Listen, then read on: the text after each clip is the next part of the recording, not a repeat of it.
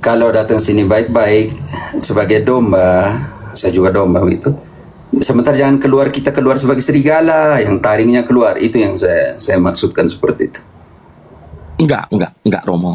Ya, Aduh, saya gugup nih. bukan gugup, tidak, saya Jangan gugup, saya jangan gugup dan gugup. serigala kan. Kenapa? Bukan. Puji Di sini Tuhan. ada, nah, di sini ada Protestan yang lain, Rambo, yaitu Fernando di atas juga Protestan. Selamat malam Romo. Shalom, Yo. saya mau belajar lagi. Terima kasih. Oh ya, nanti. Oke, kita kasih Rambo dulu Engkau Rambo yang mana? Rambo 1, Rambo 2, Rambo 3 atau Rambo berapa nih? Yang di Vietnam atau yang di Padang Gurun atau yang di mana engkau Rambo? Yang biasanya kalau Rambo di hutan Romo. Tidak kok, yang di hutan itu bukan Rambo kok. Yang di hutan tuh ini siapa? Ini apa film yang di hutan tuh kayak Tarzan. Kalau Rambo kan ada yang di hutan, ada yang di kota begitu. Tarzan yang di hutan begitu ya. Siap Rambo. Siap Rambo, siap Romo. Siap Rambo lagi jadi siap Rambo Siap. kan itu. Sumpah saya gugup Romo. Tarik napas. Terima kasih udah naikin saya. Puji Tuhan. Engkau, Nanti hari ya Rambo engkau Batak, Horas atau Batak. Oh ya Horas, berarti HKBP ya. Enggak. Udah keluar. Berarti Karo. Enggak. Sudah Katolik berarti. Berarti maksudnya engkau keluar dari Masuk HKBP Katolik. sekarang engkau di Pentekostas atau di Betel atau di apa? Tidak. Saya Berarti engkau keluar tidak dari siapa-siapa HKBP. begitu. Bukan. Saya puji Tuhan udah setahun belajar di Katolik. Hari Jumat saya roh koleksi. Tuhan. Hari Minggu saya resmi Katolik. Puji Tuhan. Berarti engkau dari Protestan sekarang Katolik begitu. Mau Katolik. Mau Kepakungan, Katolik. Pater. Kepakungan. Kan belum resmi Romo. Tapi namanya Katolik anonim. Katolik belum ada nama, belum ada. Oke, Iya. silakan. Jadi ini mungkin di hari Jumat nanti saya itu kan pertama kali untuk sakramen tobat Romo. Mm-mm. Ini mungkin kegugupan saya, nervous saya. Apakah nanti semua dosa-dosa saya yang saya sampaikan nanti sama pastor di situ itu bagaimana Romo? Apakah ini tidak ada nanti diomongin yang sama pastor yang lain? Itu kegugupan saya Romo. Ini penting, oke. Ini penting sekali. Kami cari dulu aturan kanonik tentang sakramen pengakuan dosa, pengampun dosa. Tapi nanti sambil Frater cari kanonnya berapa, Bapak rahasia Frater, rahasia pengakuan. Kalau kanon 300 kanon terlalu banyak lupa. Nanti Frater Kamen akan cari rahasia pengakuan. Tidak usah cemas. Ya, tapi yang pertama penting sekali sebelum masuk ke sakramen pengakuan, rahasia pengakuan. Yang pertama, tugas seorang imam itu untuk apa? Bantu dulu Ibrani 5 ayat 1 sampai 4. Konsentrasi di ayat 2 dan 3. Kami juga lemah, tetapi tugas kami untuk apa? Oke.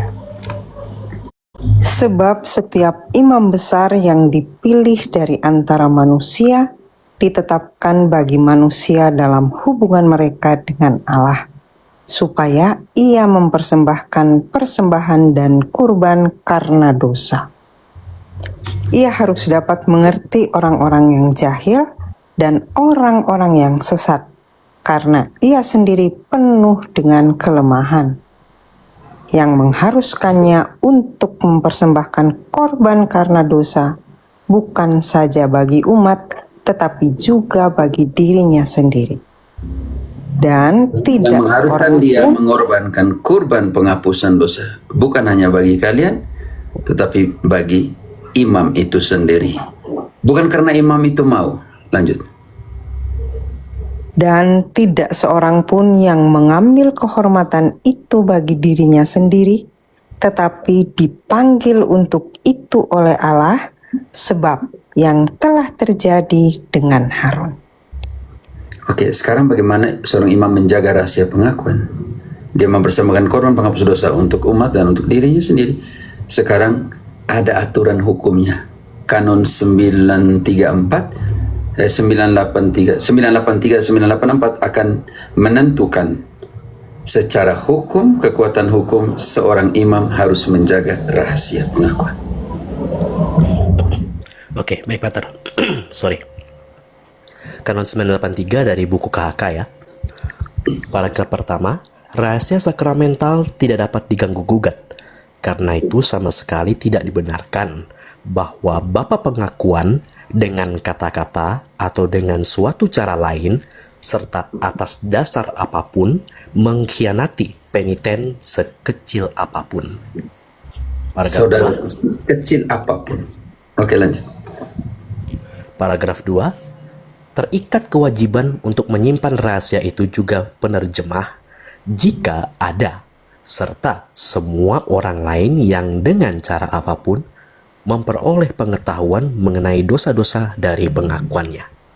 984 paragraf 1. Bapa pengakuan sama sekali dilarang untuk mempergunakan pengetahuan yang didapatnya dari pengakuan yang memberatkan peniten, juga meskipun sama sekali tidak ada bahaya membocorkan rahasia. Paragraf Dan 2. untuk yang membocorkannya, 1388, hukumannya apa untuk imam yang membocorkan rahasia pengakuan orang? 1388. Oke. Kita lompat ke 1388 untuk hukumannya.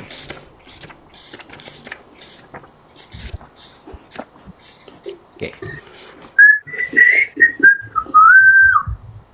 1388 paragraf 1. Uskup yang bertentangan dengan ketentuan kanonik 1015 menhabiskan seseorang yang merupakan bawahan orang lain tanpa surat dimisoria yang legitim terkena larangan untuk menhabiskan selama setahun. Orang yang menerima tabisan itu secara ipso facto terkena suspensi dari tabisannya. Paragraf 2. Orang yang maju untuk tabisan suci sementara terikat oleh sensura atau irregularitas yang dengan sengaja ia sembunyikan selain yang ditetapkan dalam kanon 1044 paragraf 2 bagi ayat pertama, terkena secara ipso facto suspensi dari tabisan yang diterimanya. Ada hukuman yang melihat janjinya kepada paus, kepada Tuhan dan kepada pentabis bahwa dia harus menjaga seluruh rahasia pengakuan dan dia mengutarakan rahasia pengakuan itu, maka hukumannya adalah ekskomunikasi, dikeluarkan dari persekutuan. Karena itu engkau lihat di mana kasus imam membocorkan rahasia pengakuan. Walaupun engkau datang dengan pistol di kepalanya dan katakan apa yang dikatakan oleh Rambo, imam lebih baik memilih mati daripada membocorkan rahasia pengakuan.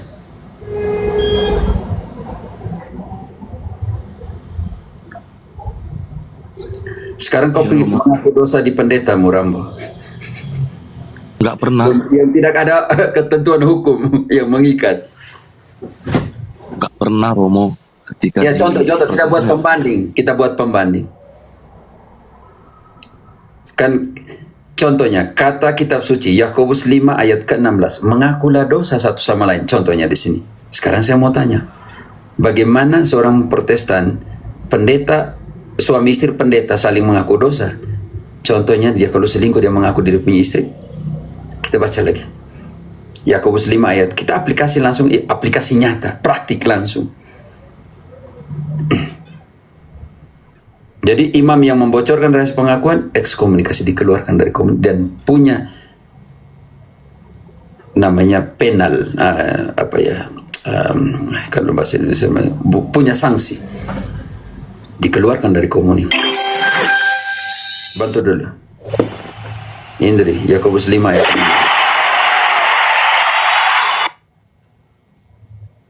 Tidak penitensi itu setelah orang mengaku dosa kasih apa? Indri, Frater bantu. Astaga Pater, saya sudah baca, mute lagi, maaf. Yakobus 5 ayat 16. Karena itu hendaklah kamu saling mengaku dosamu dan saling mendoakan supaya kamu sembuh. doa orang yang benar bila dengan yakin didoakan sangat besar kuasanya. Rambo, bagaimana kalau suami istrinya pendeta, apakah mereka saling mengaku dosa mereka? Karena ayat itu mengatakan, hendaklah kalian saling mengaku dosa.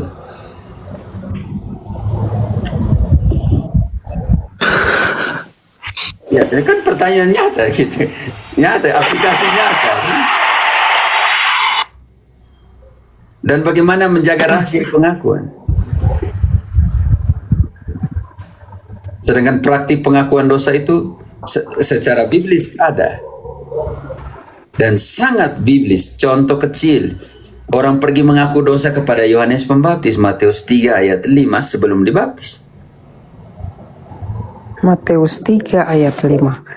Maka datanglah kepadanya penduduk dari Yerusalem, dari seluruh Yudea dan dari seluruh daerah sekitar Yordan.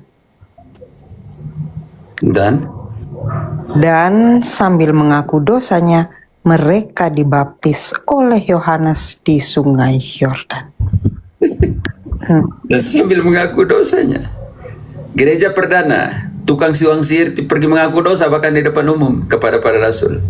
Kepada Tuhan ya, masa melalui para rasul. Kisah 19:18. Kisah 19:18. Banyak di antara mereka yang telah menjadi percaya datang dan mengaku di muka umum bahwa mereka pernah turut melakukan perbuatan-perbuatan seperti itu. 2 Korintus 5 ayat ke 18-20. Kami adalah utusan-utusan pendamaian. Nanti mendamaikan apa? Maka utusan pendamaian ini harus menjaga rahasia pengakuan. Dan semuanya ini dari Allah yang dengan perantaran Kristus telah mendamaikan kita dengan dirinya dan yang telah mempercayakan pelayanan perdamaian itu.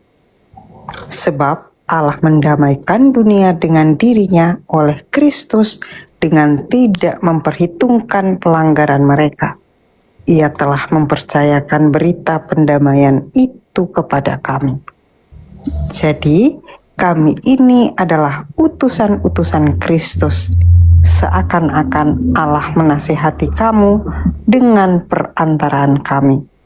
Dalam nama Kristus kami meminta kepadamu, berilah dirimu didamaikan dengan Allah. Apa yang didamaikan? Ibrani 2 ayat 17. Ibrani 2 ayat 17.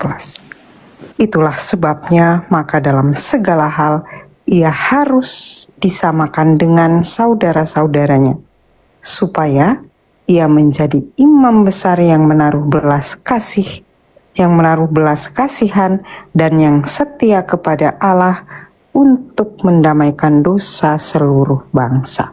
Nah, untuk mendamaikan dosa, maka dalam Yohanes 20 ayat 22-23 Yesus berikan apa kepada para rasul, otoritas pengampunan dosa atau tidak? Dan sesudah berkata demikian, ia mengembusi mereka dan berkata, terimalah Roh Kudus. Jikalau kamu mengampuni dosa orang, dosanya diampuni. Dan jikalau kamu menyatakan dosa orang tetap ada, dosanya tetap ada. Simbol kesetiaan yaitu menjaga rahasia. Amsal 11 ayat 13. Amsal 11 ayat 13. Siapa yang mengumpat membuka rahasia, tetapi siapa yang setia menutupi perkara. 25 ayat 9. Jika engkau punya perkara, engkau sampaikan perkara itu kepada imam. Apa yang dilakukan oleh seorang imam?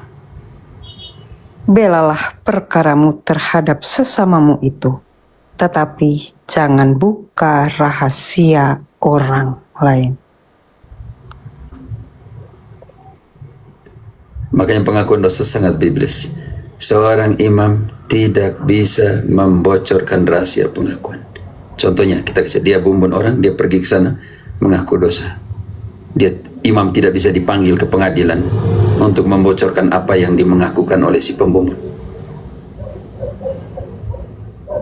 Engkau tidak usah cemas, Rambo. Itu lambang kesetiaan imamat. Kewajiban yang Oke, tidak usah cemas. Nervous saya, Romo. Setahun ini saya belajar, Romo. Nervous. Nah, ketika mau hari Jumat ini pengakuan tobat, waduh, apa iya saya akan mengutarakan semua dosa-dosa saya? Iyalah, lihat aja tadi dia omong apa tadi bilang. Dia harus Iya, jadi rahasia Romo itu pintar akan kali. pekerjaannya kepada Jadi aku Tuhan. nervous nih, Romo. Aduh, kayak mana ini ya Tuhan?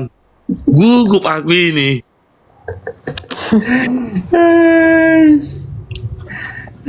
Jadi lihat tadi secara kanon dia nggak bisa kan? Secara kanon dia nggak bisa bocorkan rahasia. Kalau dia bocorkan, Ya, betul. ekskomunikasi. Ekskomunikasi yang dikeluarkan, suspensi dan semuanya. Dia mau pilih mana kalau ada kanon yang mengatur. Karena jadi itu dia cemas. Karena baru pertama ini, Romo, dari setahun belajar mau rekoleksi tobat baru terima resmi, makanya nervous sekali aku, Romo. Ada semuanya, ada pertama kali dalam hidup. Selalu ada sesuatu yang pertama dalam hidup, oke? Karena orang tua saya semua sama mertua kami dari HKBP semua. Oh, Saya tapi kalau HKBP itu Lutheran, saudaraku. Lutheran gelombang pertama selama Luther masih hidup mempraktikkan sakramen ini, walaupun tidak dikatakan sakramen, tetapi dia imam. Karena itu dia meneruskan kewajiban imamatnya, itu mendengarkan pengakuan orang.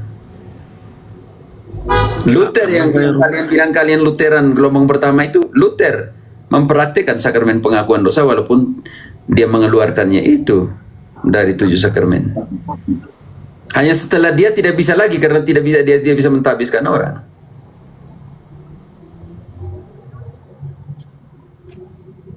Begitu ya. Kalau tidak pergi mengaku dosa artinya tidak ikut Yesus omong.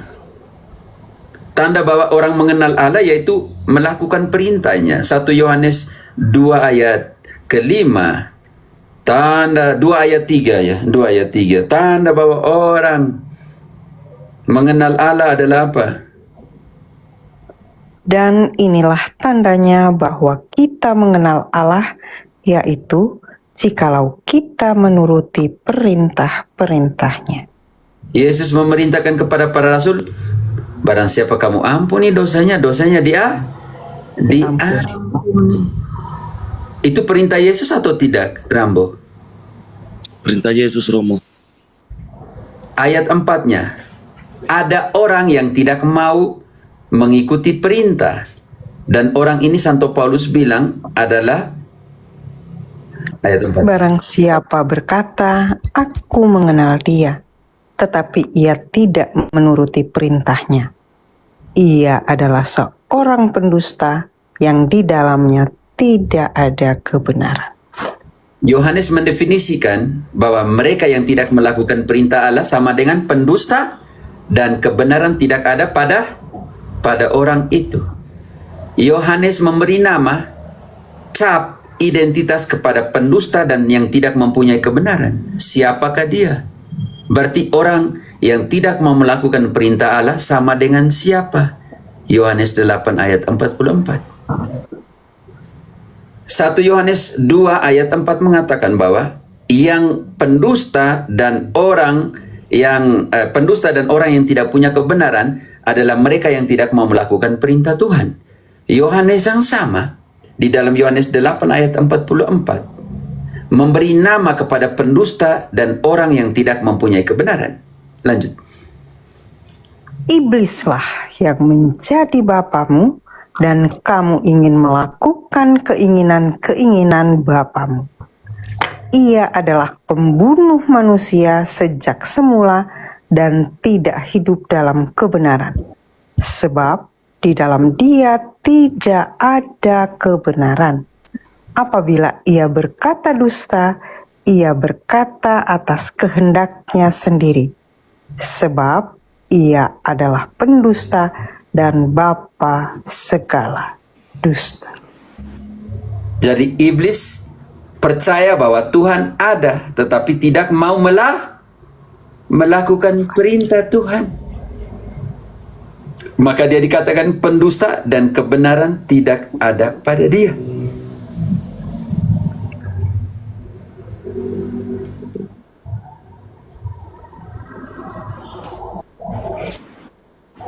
Silakan Rambo. Engkau masih ragu? Tidak usah ragu. Contoh kasus di atas dunia ini di mana seorang imam membocorkan rahasia pengakuan, di mana? Bukan ragu Romo, cuma ini kan pertanyaan hati. Apa iya Romo Iya, gak akan ngomong orang? Kan ini kan karena perdana Romo kan. Masa terbesit di hatiku kadang di benak pikiranku ketika ada seorang penjahat membunuh mamaknya Romo ini. Terus kita datang sama dia untuk mengaku dosa, aku membunuh ini. Gimana letak hati Dia tidak, pastor itu? dia tetap walaupun sakit hati secara manusia, janji imamatnya lebih kuat daripada darah. Air pembaptisan lebih kuat daripada darah. Nah itu dia Romo, aku aduh iya ya, gimana ya? Itulah misteri. Aku secara batin aku akan apapun dosaku aku akan sampaikan. Cuma itu aja tadi Romo, nervous aku. Apa iya? Ingat, karena janjinya dia dikuduskan bukan oleh manusia. Kekudusan seorang imam bukan bergantung kepada kita, melainkan kepada dia yang menguduskannya. Karena itu walaupun imam sudah keluar, kekudusan dia bukan bergantung kepada kita. Di dalam Imamat 21 ayat 8, kekudusan seorang imam bukan bergantung kepada manusia. Imamat 21 ayat berapa 8. tadi? 21 ayat 8. Dan kamu harus menganggap dia kudus, karena dialah yang mempersembahkan santapan Allahmu.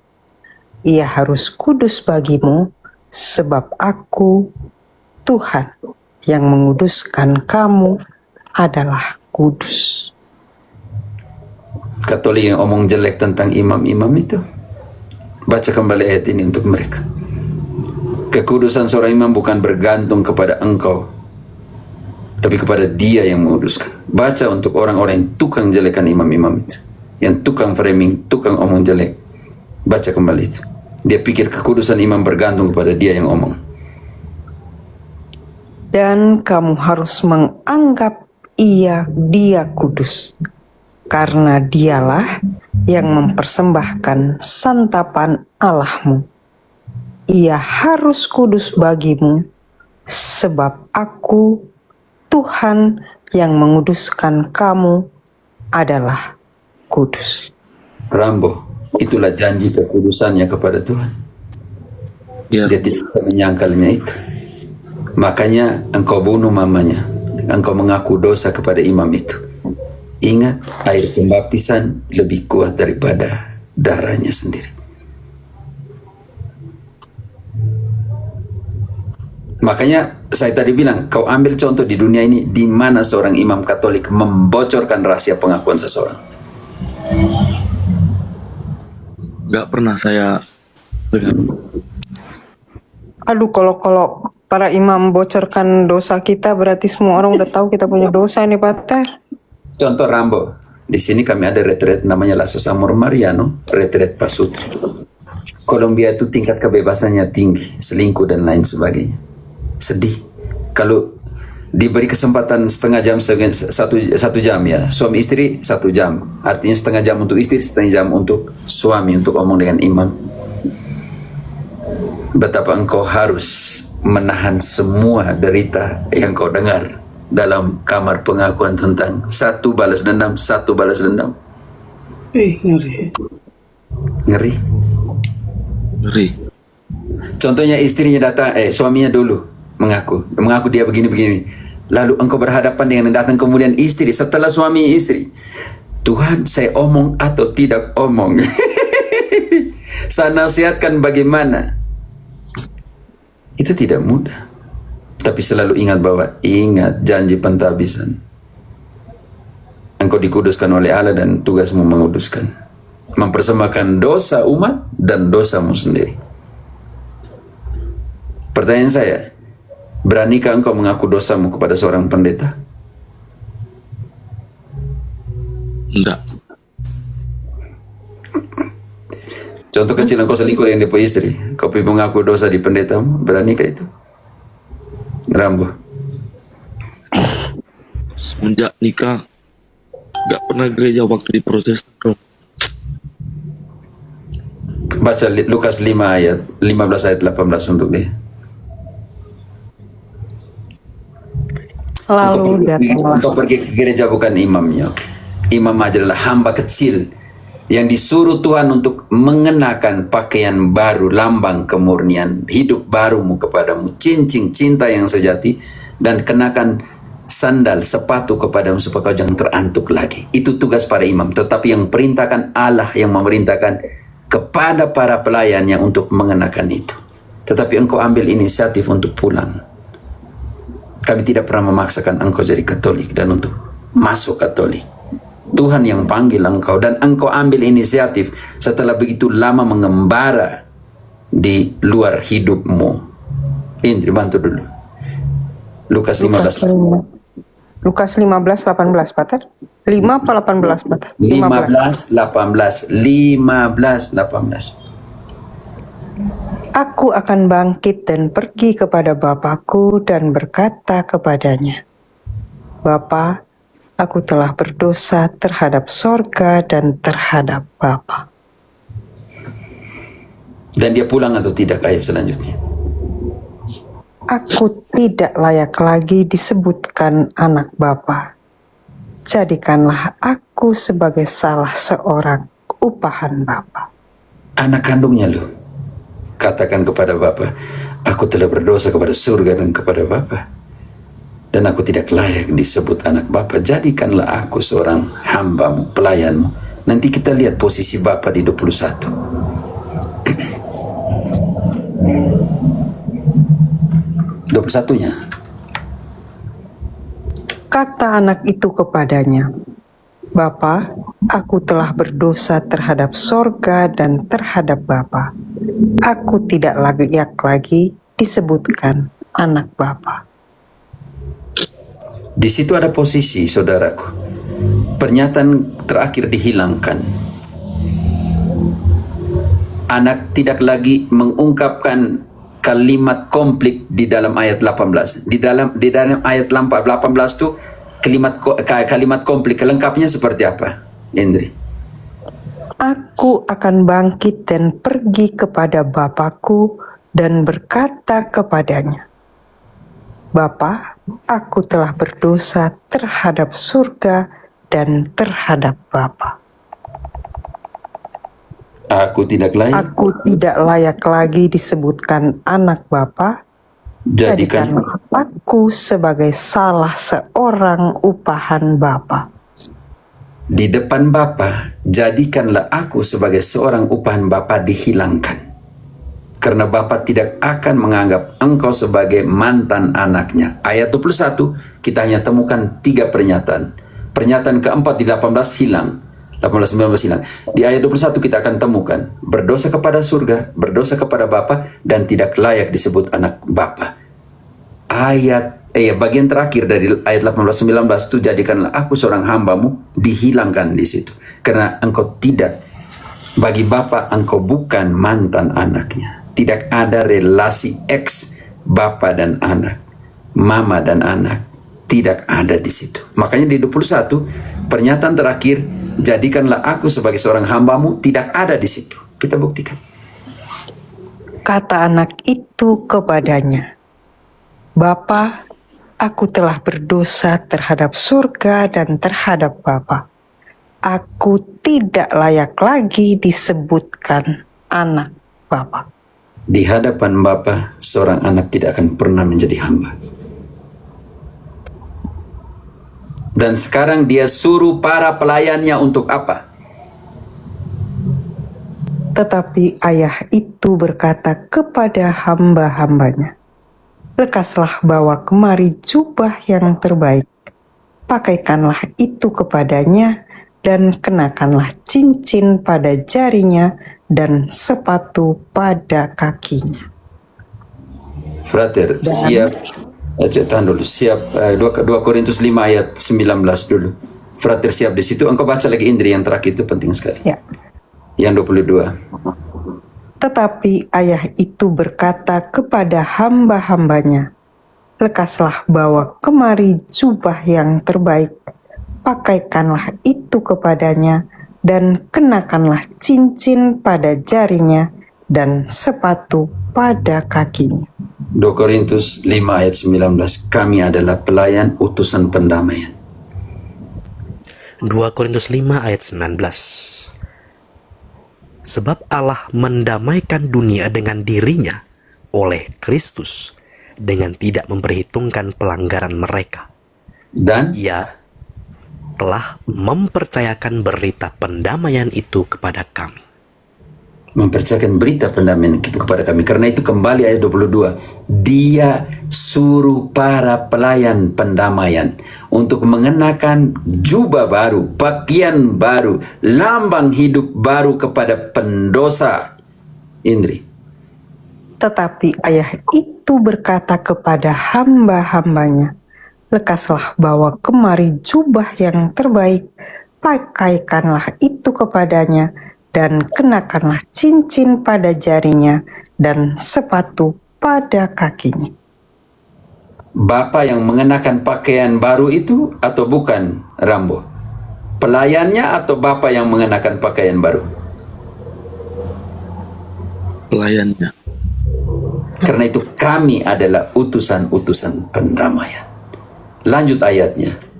Sebab anakku telah hilang dan ditemukan kembali, mati dan dibangkitkan kembali. Dan ambillah anak lembu tambun itu, sembelilah dia, dan marilah kita makan dan bersuka cita. Karena apa? Sebab anakku ini telah mati dan menjadi hidup kembali. Ia telah hilang dan didapat kembali. Maka mulailah mereka bersukaria. Pelayan pendamaian itulah yang harus mengenakan Baju jubah. jubah baru, hidup baru kepadanya. Karena itu sebelum ayat 19, frater, engkau turun ke ayat 17. Hidup baru ditemukan, didapatkan ketika ada utusan yang mendamaikan. Ayat 17-nya, frater. Oke, ayat 17. Jadi siapa yang ada di dalam Kristus, ia adalah ciptaan baru. Yang lama sudah berlalu, dan sesungguhnya yang baru sudah datang. Dan ayat 18 omong tentang kami adalah utusan-utusan pendamaian. Lanjut, frater. Dan semuanya ini dari Allah, yang dengan perantaran Kristus telah mendamaikan kita dengan dirinya, dan yang telah mempercayakan pelayanan pendamaian itu kepada kami. Ayat 20. Jadi, kami ini adalah utusan-utusan Kristus, seakan-akan Allah menasihati kamu dengan perantaraan kami. Dalam nama Kristus kami meminta kepadamu, berilah dirimu didamaikan dengan Allah. Setiap kali, Rambo, engkau mengaku dosa, engkau memperoleh hidup baru dalam Roh Kudus. Indri 20 Yohanes ayat 22-23. Hembuskan Roh Kudus dan mengatakan apa? Seperti frater sandingkan Kejadian 2 ayat 6-7. Konsentrasi di 7, Allah hembuskan apa? Supaya manusia dinamakan makhluk hidup. Karena ciptaan hidup baru dihembuskan kembali ketika engkau mengaku dosa, Roh Kudus memberimu hidup baru. Indri. 20 ayat Dan 20. Dan sesudah berkata demikian, ia mengembusi mereka dan berkata, terimalah Roh Kudus. Jikalau kamu mengampuni dosa orang, dosanya diampuni. Dan jikalau kamu menyatakan dosa orang tetap ada, dosanya tetap ada. Di dalam kitab suci hanya 2 kali kitab suci mengatakan Allah menghembuskan. Yang barusan kita dengar, Yesus menghembuskan Roh Kudus dan mengatakan, terimalah Roh Kudus, barang siapa kamu ampuni dosanya, dosanya diampuni. Supaya apa? 2 Korintus 5 ayat 17, menjadi ciptaan baru. Kembali kepada ciptaan pertama. Allah hembuskan apa? Supaya manusia menjadi makhluk hidup. Brother. Jadi siapa yang ada di dalam Kristus? Sudah. Oh, kejadian, Jadi ini. brother. Sudah, brother, sudah siap, santai. Ya, Kejadian 2 ayat 7. 6, 7. Oh ya, dari Dari 6 aja. Tetapi ada kabut naik ke atas dari bumi dan membasahi seluruh permukaan bumi itu. Ketika itulah Tuhan Allah membentuk manusia itu dari debu tanah dan menghembuskan napas hidup ke dalam hidungnya.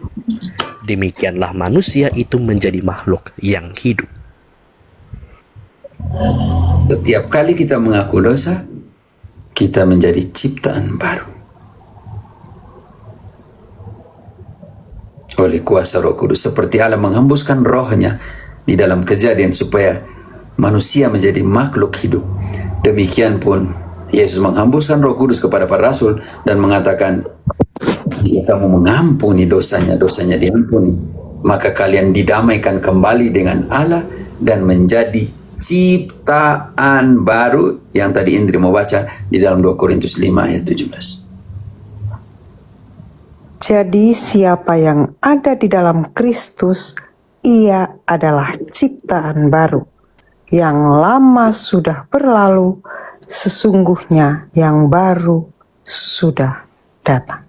Karena kami adalah pelayan-pelayan perjanjian baru yang tidak dimateraikan oleh huruf yang mati. Karena kitab tertulis mati, siapakah yang memateraikan pelayanan kami sebagai pelayan perjanjian baru? Turun ke bab 3 ayat 5 dan 6. Da Costa. 2 Korintus yang sama. Dengan diri kami sendiri, kami tidak sanggup untuk memperhitungkan sesuatu seolah-olah pekerjaan kami sendiri. Tidak, kesanggupan kami adalah pekerjaan Allah.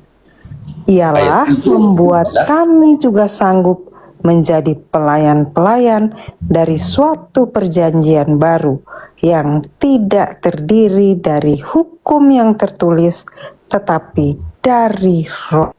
Sebab hukum yang tertulis mematikan, tetapi roh menghidupkan. Rambo. Lihat di sini. Ya Rob. Siapa yang memeteraikan seseorang menjadi pelayan perjanjian baru? Roku, Roh Kudus. Kudus. pendeta punya, Bibel.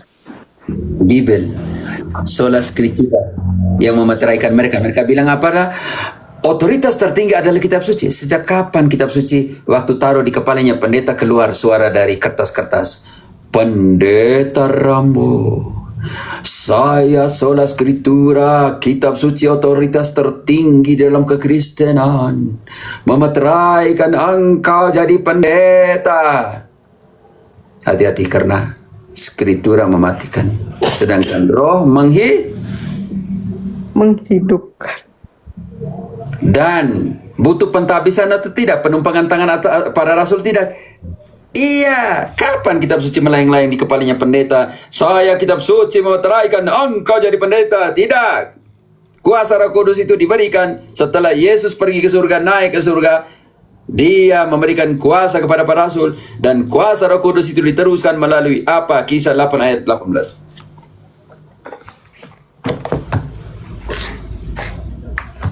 Ketika Simon melihat bahwa pemberian Roh Kudus terjadi oleh karena rasul-rasul itu menumpangkan tangannya, ia menawarkan uang kepada mereka. Lanjut, apa yang ditawarkan? Serta berkata, berikanlah juga kepadaku kuasa itu, supaya jika aku menumpangkan tanganku di atas seseorang, ia boleh menerima Roh Kudus. Jadi sola scrittura gugur tidak Rambo. Roh Kudus diberikan, diteruskan melalui penumpangan tangannya siapa tadi? Para Rasul. rasul.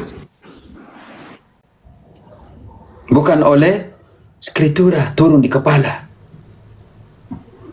Jadi lucu. Perintahnya kitab suci beda. Perintahnya apa? Berarti kita nih dalam hidupmu yang kau pikirkan itu harus seperti Kristus pikirkan. 1 Korintus 2 ayat 16. Pikiran kita harus seperti Kristus punya. Frater, siap. Filipi 2 ayat 5. Ini 1 Korintus 2 ayat 16. Pikiran yang kita miliki harus seperti siapa punya. Sebab siapakah yang mengetahui pikiran Tuhan sehingga ia dapat menasehati dia? Tetapi kami memiliki pikiran Kristus. Bukan hanya pikiran, perasaannya juga. Filipi. Frater. Hendaklah kamu dalam hidupmu bersama menaruh pikiran dan perasaan yang terdapat juga dalam Kristus Yesus. Yesus pikirkan hal ini penting, pembaharuan hidup dalam Roh Kudus sebagai ciptaan baru. Yang dia pikirkan adalah bukan hanya pikiran, dan dia pikirkan, dia laksanakan, yaitu mengembuskan Roh Kudus kepada para rasul dan mengatakan, terimalah Roh Kudus. Barang siapa kamu ampuni dosanya, dosanya diampuni.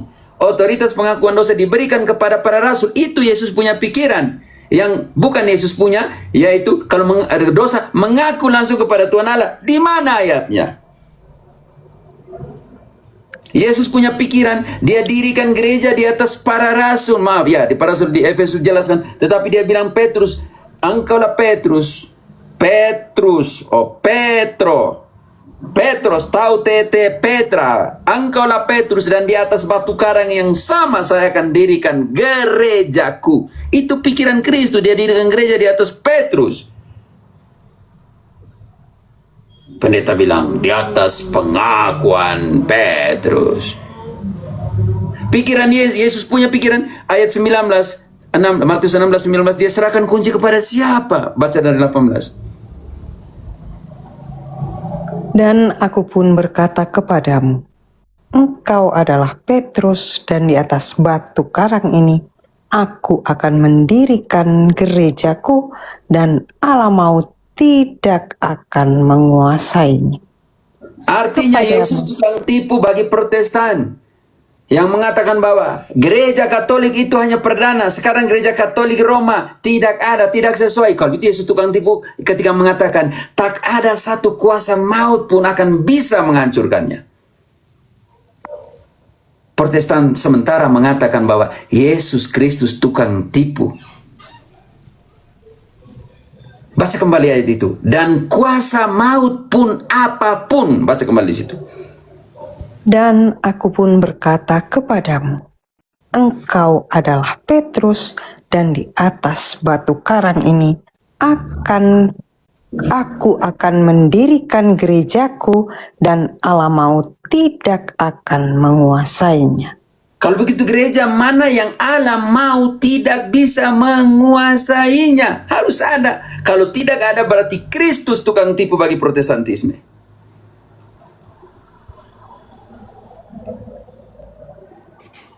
Itu pikiran Kristus, bahwa tidak ada alam maut yang bisa merubuhkan, meruntuhkan, menghancurkan gerejaku yang kudirikan. Selesai perkaranya. Berarti harus ada gerejanya sampai sekarang. Pikiran Kristus, dia serahkan kunci kepada siapa? Ayat 19. kepadamu akan kuberikan kunci kerajaan surga. Apa yang kau ikat di dunia ini akan terikat di surga. Pikiran Kristus punya, cukup. Ya, lanjut, selesai dulu. Dan apa yang kau lepaskan di dunia ini akan terlepas di surga. 18. Kepada Dan seluruh aku rasul. pun berkata kepadamu. Satunya spesial Petrus, sekarang 18. Seluruh para rasul punya kuasa. Aku berkata kepadamu, sesungguhnya apa yang kamu ikat di dunia ini akan terikat di surga, dan apa yang kamu lepaskan di dunia ini akan terlepas di surga. Rambo, kalau kau tidak pergi mengaku dosa, kau tidak percaya bahwa Yesus menyerahkan otoritas kepada para rasul untuk melepaskan, untuk mengampuni.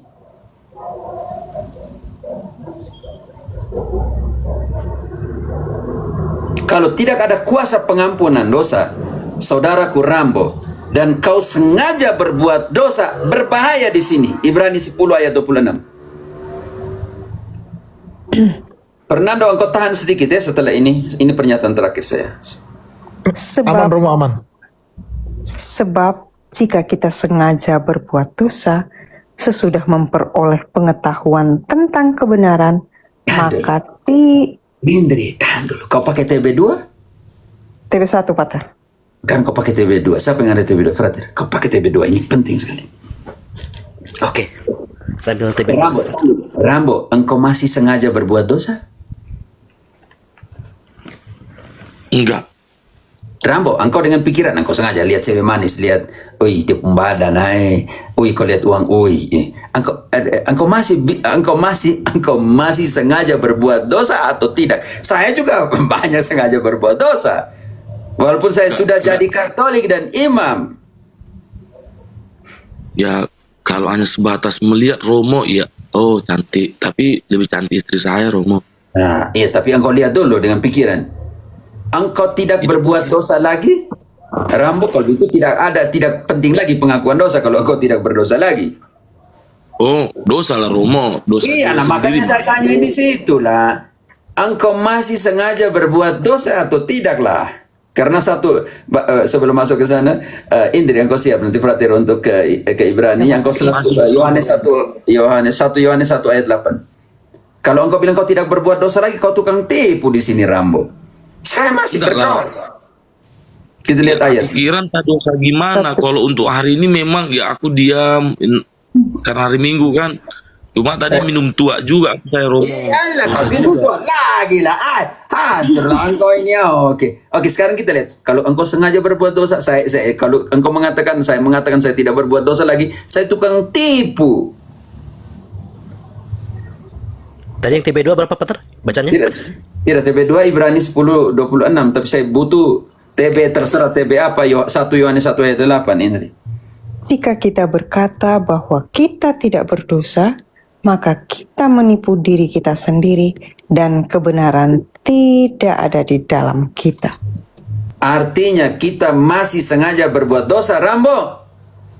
Masih.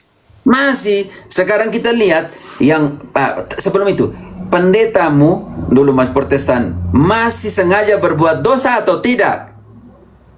Masih. Kita tidak luput dari dosa. Tapi karena ini ayat yang kita baca ini hancur semua, sola fide, sola scriptura, sola gracia, hancur di sini. Ayat Ibrani 10 ayat ke-26, Frater. Oke.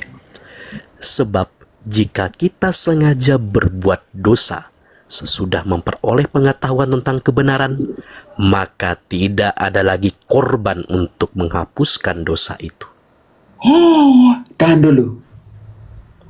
Kalau engkau sudah terima kebenaran Yesus, pembenaran karena iman, haleluya, sudah dibenarkan, dibaptis, haleluya, tetapi engkau sengaja berbuat dosa, maka tidak ada lagi korban penghapus dosa. Bagi Katolik ada sakramen pengakuan dosa, rekonsiliasi. Bagi Protestan ayat 27. Melainkan sebaliknya, yang ada ialah penantian akan penghakiman yang mengerikan dan kobaran api yang dahsyat yang akan menghanguskan para pembangkang. Kalau tidak ada pengakuan dosa, kalau tidak ada sakramen pengampunan dosa, maka hanya ada yaitu penantian akan penghakiman yang mengerikan. Karena itu Yesus menyerahkan otoritas pengampunan dosa. Karena Yesus tahu dia telah mati tetapi untuk menebus kita, tetapi kita masih berdosa. Yesus itu sangat murah hati. Kerahimannya sampai selama-lamanya. Karena itu setelah dia pergi, setelah kebangkitannya, sebelum dia pergi, dia tinggalkan semua perintahnya kepada para rasul, Kisah 1 ayat 2, termasuk perintah untuk memberikan pengampunan dosa. Saya memberikan absolusi, mengampuni dosamu dalam nama Bapa dan Putra dan Roh Kudus, atas nama Kristus. Imam memberikan absolusi. Kenapa? Karena sebelum Yesus naik ke surga, dia memberikan semua perintahnya oleh Roh Kudus kepada siapa? Sampai pada hari ia terangkat, sebelum itu ia telah memberi perintahnya oleh Roh Kudus kepada rasul-rasul yang dipilih. Ya Sardiono, ya mabuk kitab suci, bukan mabuk penafsiran pribadi kalian. Tidak kata kami mabuk sesuai dengan kitab suci. Semua boleh panas kah Sardiono? Ini bukan doktrin loh. Ini yang kita omong ini doktrin kah? Gereja yang putuskan atau yang ada dalam kitab suci? Rambo, sebelum Yesus naik ke surga, semua perintahnya diberikan kepada para rasul oleh Roh Kudus. Karena itu, apa yang diperintahkan Yesus, Matius 28 ayat 20. Ajarkan semua yang kuperintahkan.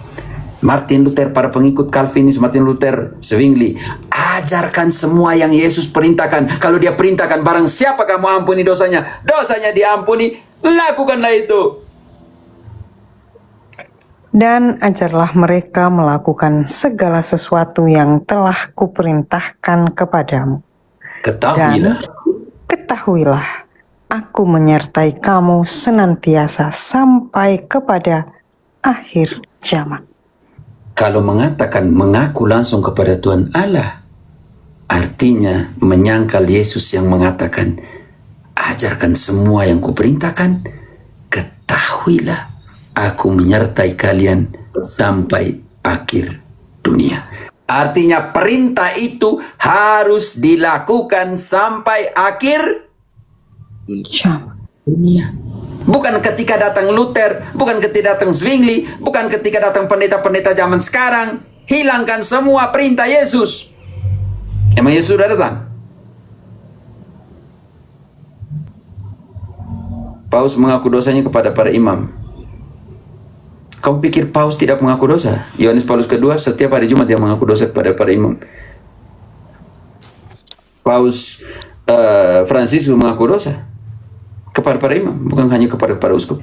Ada imam, padahal dia uskup loh, paus loh, uskup Roma loh, mengaku dosa kepada imam. Ya tugas semua imam memberikan pengampunan dosa absolusi sesuai dengan mandat yang ada dalam kitab suci.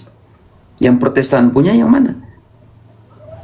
Rambo, di mana kapan pendeta ketika membaca ayat Yohanes 20 ayat 22-23, terimalah Roh Kudus, barang siapa kamu ampuni dosanya, dosanya diampuni, dan barang siapa yang kamu tidak ampuni dosanya, tidak diampuni dosanya. Pendeta menutup mata di situ. Menutup mata kami adalah utusan pendamaian yang dipercayakan Kristus. Menutup mata Ibrani 2 ayat 17. Yang tugasnya adalah mendamaikan dosa manusia. Menutup mata terhadap Ibrani 5 ayat 1 sampai selanjutnya, yang mengharuskan dia untuk melakukan korban penghapusan dosa, dosa umat dan dosanya sendiri.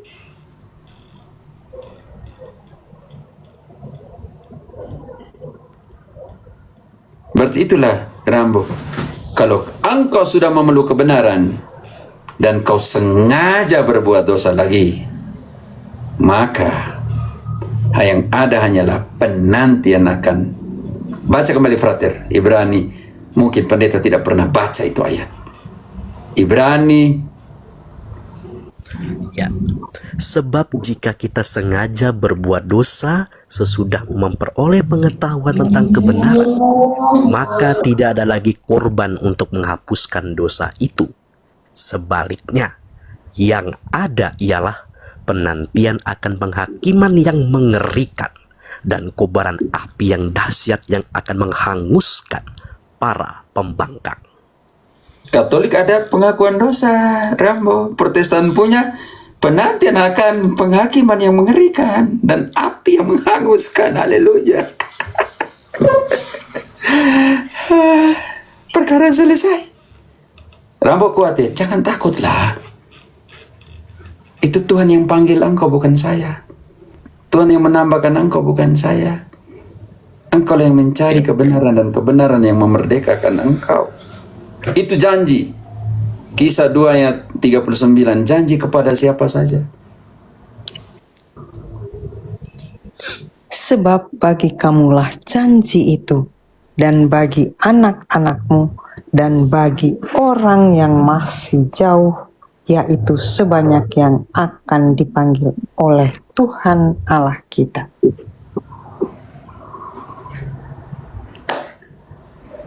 Oke, Rambo. Janji itu kepadamu, bukan kami yang memanggil engkau, paksa engkau, oke?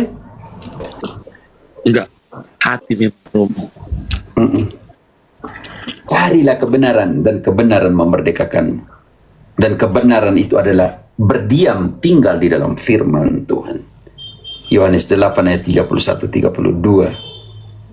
Frater engkau bantu 1 Timotius 2 ayat 3 dan 4.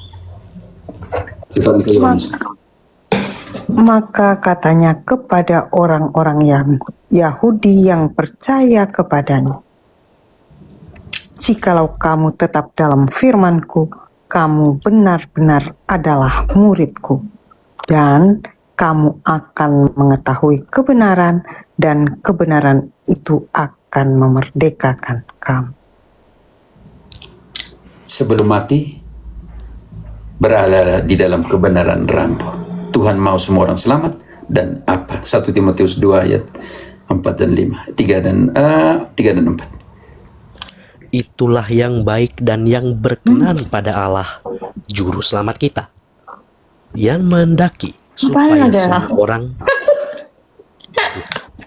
Aduh. Ya, santai saja. Mungkin dia lupa mute kan. Moderator, tolong ya. Oke. Jangan turunkan, hanya mute kan cukup. Oke, saya bacakan ulang ya. Itulah yang baik dan yang berkenan pada Allah, Juru Selamat kita, yang menghendaki supaya semua orang diselamatkan dan memperoleh pengetahuan akan kebenaran. Rambo, berjuanglah untuk sampai kepada pengetahuan akan kebenaran. Oke. Amin, Romo. Dan kebenaran itu membebaskan.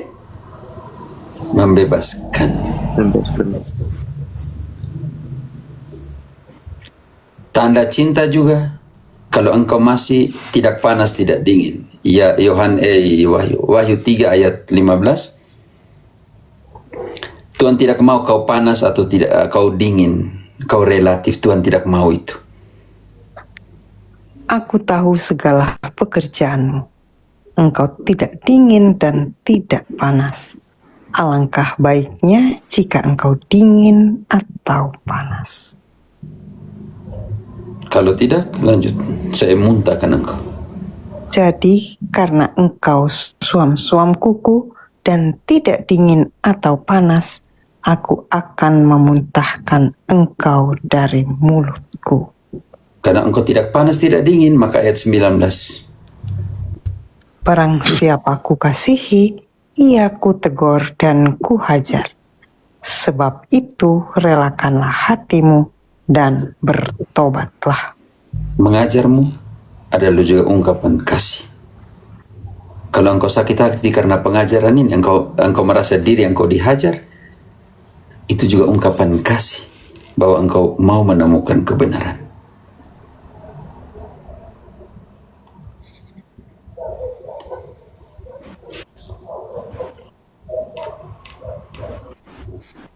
Oke.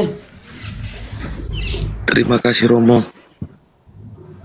Dan harapan semua teman-teman para pewarta, jangan terlalu keraslah. Seorang hamba Tuhan tuh harus sabarlah. Oke. Dan banyak kali teman-teman Protestan naik di semakan tadi saya hantam engkau kuat. Engkau ini polemikus atau Protestan yang mau belajar? Itu hanya